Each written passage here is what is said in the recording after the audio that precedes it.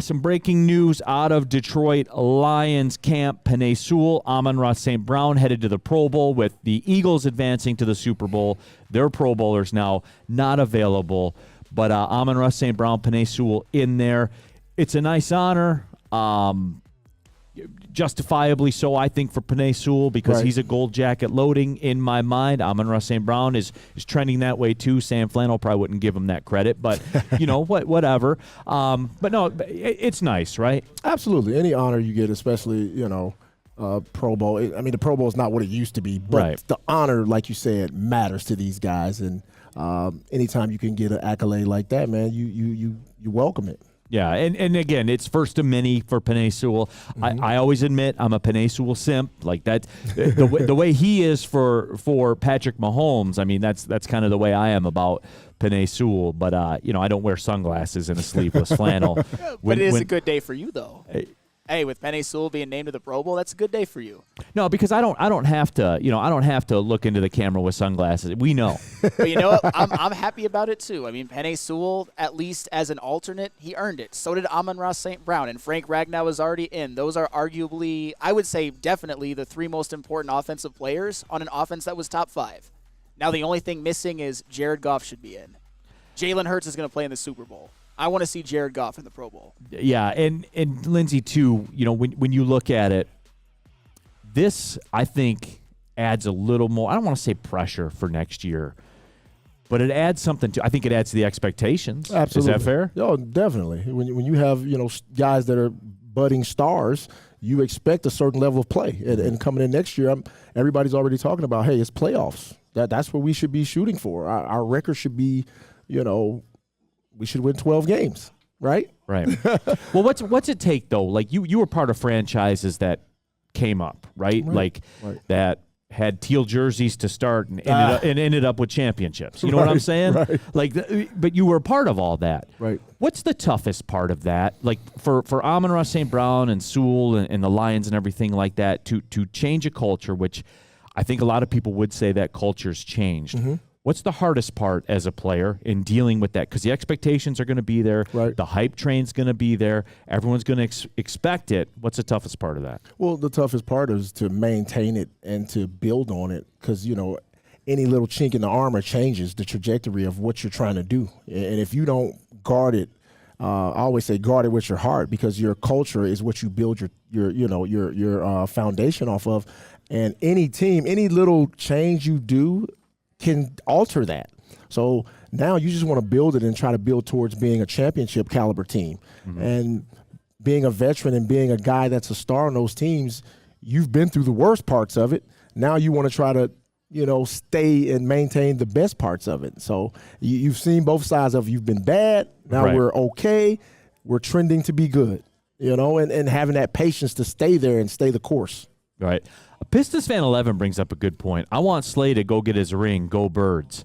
Are we going to rock the Detroit Eagles T-shirts for the Super Bowl? Well, no, because you obviously know where my rooting interest is going to be. But, hey, I'm happy for Slay and Sue. They're two of the best players for the Detroit Lions of the 2010s, and they're finding team success in the Philadelphia Eagles. They deserved it. I mean, we're looking at potentially 2 future Hall of Famers, especially if they cash one in with the Eagles. Sue, definitely. Slay, I think with how he's sort of been even arguably better with the Eagles and with the Lions, I think he has that kind of trajectory as well.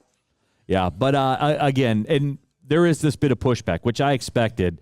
And you know what, low-key, I'm kind of with a little bit. Chuck Brewer says they're alternates. I'm sorry, it doesn't count. Is that being a hater? You say what? Chuck Brewer says, I'm sorry, they're alternates. It doesn't count. It does count. What? It counts when you negotiate that contract. Exactly. It doesn't count. No, you know what, though? He's not entirely wrong. I know I have to tread lightly here because I am a Sewell simp. But at the same time, the whole thing's stupid. Like, let's just cut the ish. Like, this whole Pro Bowl thing, is it stupid, Lindsey? Be real.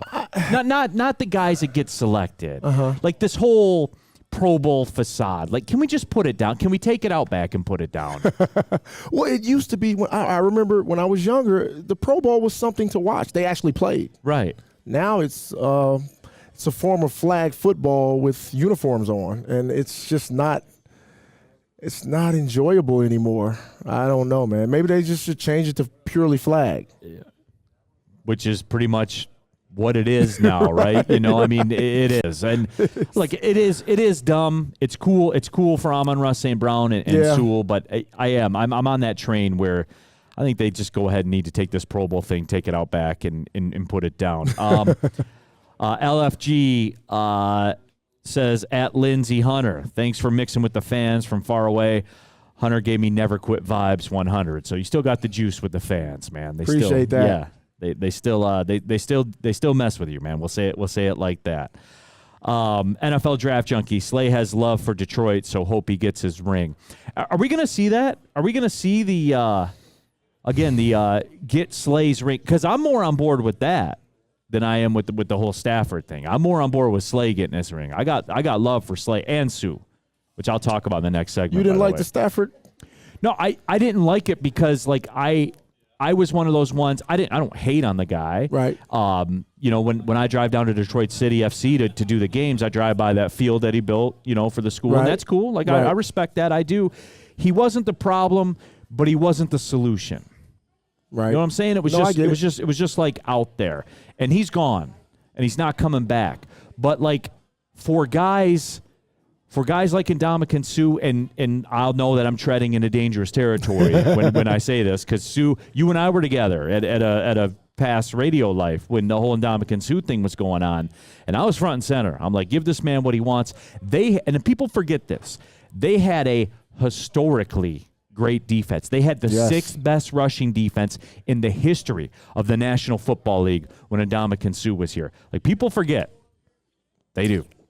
Well, you know, he was a monster, and that whole situation was bad, and we, you know, I think we look back at it and say, man, maybe it could have been handled differently, but and I understand what you're saying. You know, the Sue was loved here. He created a bad guy image for us. He was a dog. Yes, you know, yes, you and I were talking about dogs before we went on here. He was the dog. He created that Detroit image that we love. Right. You know, embracing being the bad guy. Right. You know, we love that here.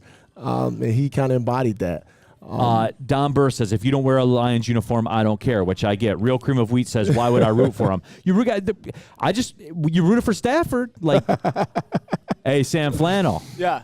I got them all here, man. I mean, yeah, I think the Stafford thing, what's different is it directly impacted our draft pick. And also, just when we're talking about them as Lions, I would say that Slay and Ndamukong Suh, at least per their position, were better Lions than Matthew Stafford was as a Lion. Ooh. Matthew Stafford his legacy didn't take that leap until he went to Los Angeles and helped lead him to a Super Bowl. Have you looked at Stafford's numbers as a Lion? No, they were great, but Ndamukong Suh, from the day he was drafted to the day Aaron Donald was drafted, was best D tackle in the NFL. No doubt. In the NFL.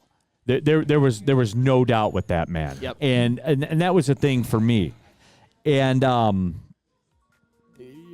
Burr says, who rooted for Stafford? Not me. Well, then I ride with you then, Don Burr. then that's all right. But yeah, you know, it's just, I want people to keep that same energy, man. Detroit Eagles, all the way. Get the T-shirts printed up, Alex Westfall. Get the T-shirts going. Detroit Eagles T-shirt. I'll take one. Large to XL, depending on how they fit.